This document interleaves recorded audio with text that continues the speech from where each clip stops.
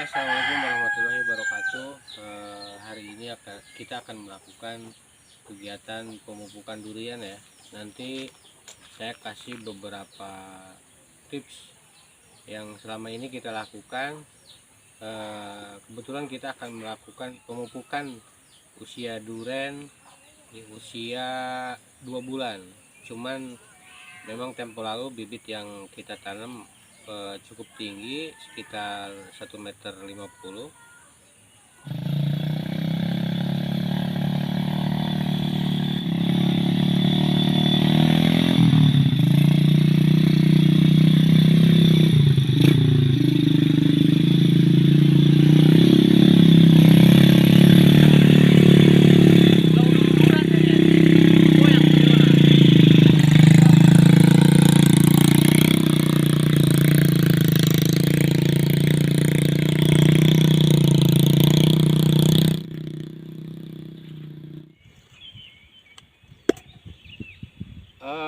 Oke ya, tradisi lama kita berkebun itu sangat asik.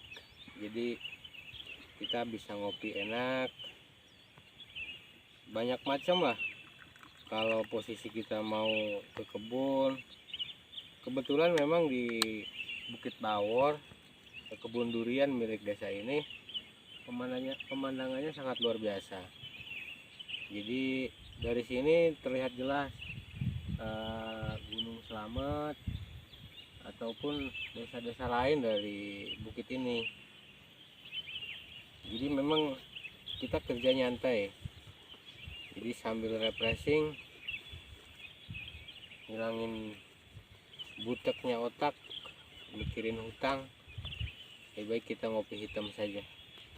Biarkan kopi yang hitam, hidup kita jangan.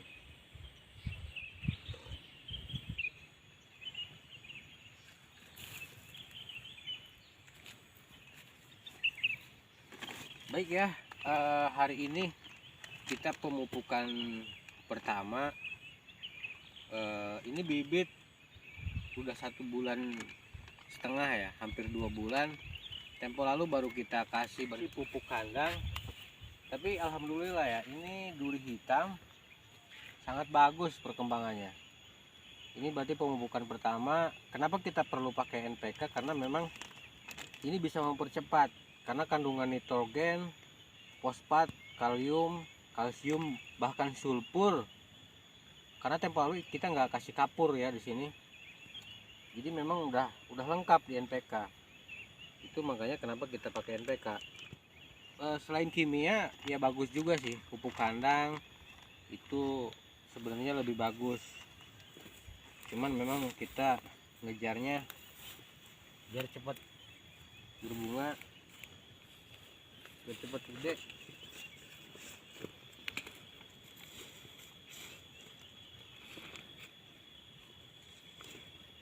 Satu hal yang perlu kita perhatikan dalam perawatan durian adalah rata-rata di bawah pohonnya ini adalah banyak gulma atau banyak rumput.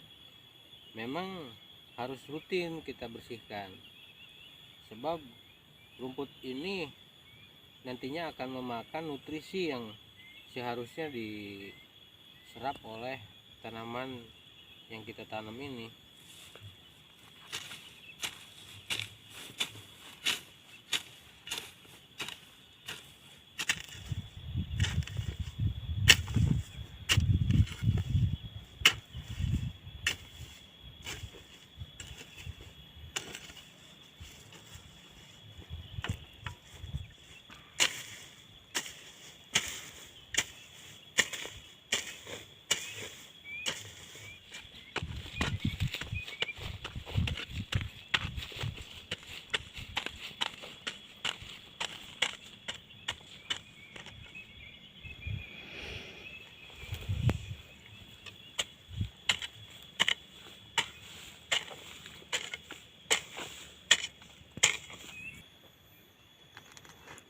Dalam hal pemupukan kita harus memperhatikan salah satunya batang.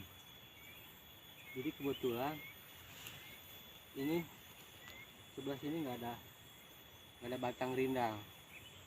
Jadi saya atau kita biasanya memperbanyak wilayah atau sebelah batang yang tidak rindang. Tujuannya nanti dengan sendirinya dia akan mencari wilayah-wilayah mana dari sisi akar yang lebih subur. Contoh kecil ini, contoh kecil batang yang sebelah sini, ini dulu sebelah sana tuh dibanyakin pupuk, jadi seharusnya dia lurus secara logika. Tapi kenapa tiba-tiba dia sekarang berbelok dengan sendiri tanpa harus kita arahin? Karena salah satunya teknik tadi. Selain dari nutrisi matahari, cahaya matahari pagi, wilayah sebelah sana itu lebih subur. Jadi memang kita harus memperbanyak pupuk yang sebelah sini.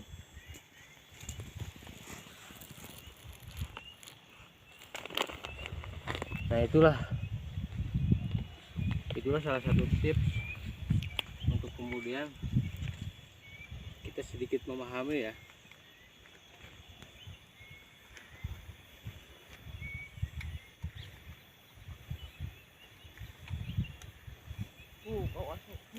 Warun mah. Warun mah. Ketemu anjing.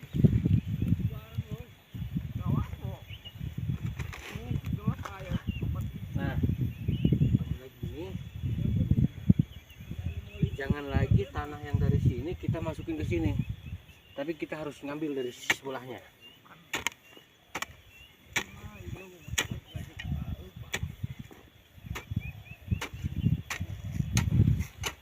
Kenapa harus kita tutup?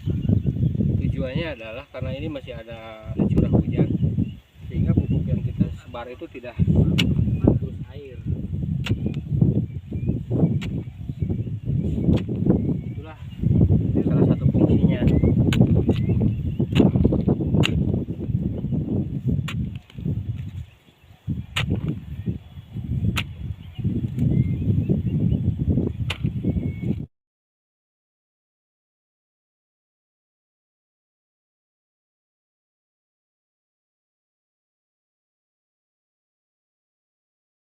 Sehingga saya berharap kepada regenerasi atau teman-teman semua, ayo jangan malu untuk bertani, bahwa yakin bahwa suatu saat kita akan ketemu dengan hasilnya. Termasuk saya sendiri memang banyaklah ada di sisi lain yang mungkin mencemooh kita atau mungkin memandang kita rendah. Bahkan justru saya semakin senang ketika ada orang yang menyepelekan kegiatan kita, bahwa karena yang penting bagi kita konsisten, kita buktikan kepada orang-orang dengan apa yang kita lakukan saat ini adalah sebetulnya untuk mereka juga, untuk kita semua. Sehingga abaikan saja apa perkataan orang, yang penting kita fokus di kegiatan kita, yakin, bulat, teliti, terutama adalah konsisten. Terima kasih ya, mudah-mudahan wabil khusus warga Desa Gunung Jaya, ayo nanam durian, nanam kopi, atau nanam buah-buah apa saja, yang penting kita mau melakukannya. Jadi saya berharap kita mari manfaatkan kebun-kebun atau ruang-ruang kosong yang memang masih ada di wilayah kita.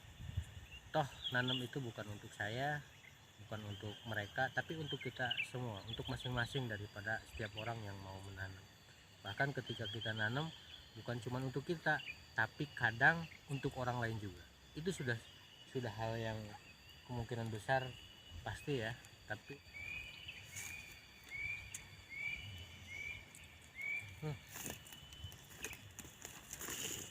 waktunya balik. Akhirnya balik lah, panas.